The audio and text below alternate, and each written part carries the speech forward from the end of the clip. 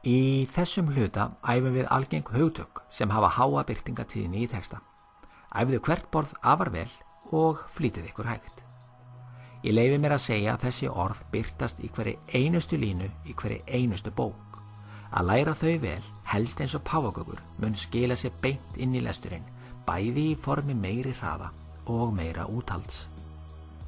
Orðið birtist alltaf á miðjum skjánum, svo við erum ekki að æfa augnhreyfingar eða lesskilning, það kemur síðar. Við erum hins vegar að æfa viðbragð við orðmyndinni og við gerum það vel. Með þessari aðferð náum við að auka svokallaða nefnuhraða sem skila sér í hraðari lestri hjá barninu. Í heildina eru þetta nokkur hundruð orð, en með því að æfa aðeins nokkur í einu næst daglegur árangur. Þessi orð reynast mörgum erfið því þau eru myndlaus.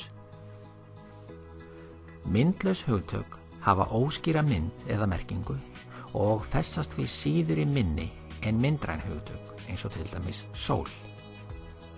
Eins og alltaf mæli ég með 5-10 umferðum á dag, alla virka daga. Æfi hvert borð í eins marga daga og þörf krefur. Þegar barnið les öll orðin upphátt af öryggi og án hiks, þá getið þið haldið áfram í næsta borð daginn eftir. Fyrstu borðin innihalda stystu orðin, svo lengjast þau smám saman. Þetta auðvelda þeim yngstu eða verst settu að byrja og kemur í veg fyrir að þau fái of löng orð of snemma. Ef barnið þitt nær alls ekki að lesa tiltekið orð, þá er það vísbending að orðmyndin sé ekki að festast. Ástæðan getur verið svo að barnið skilur ekki orðið.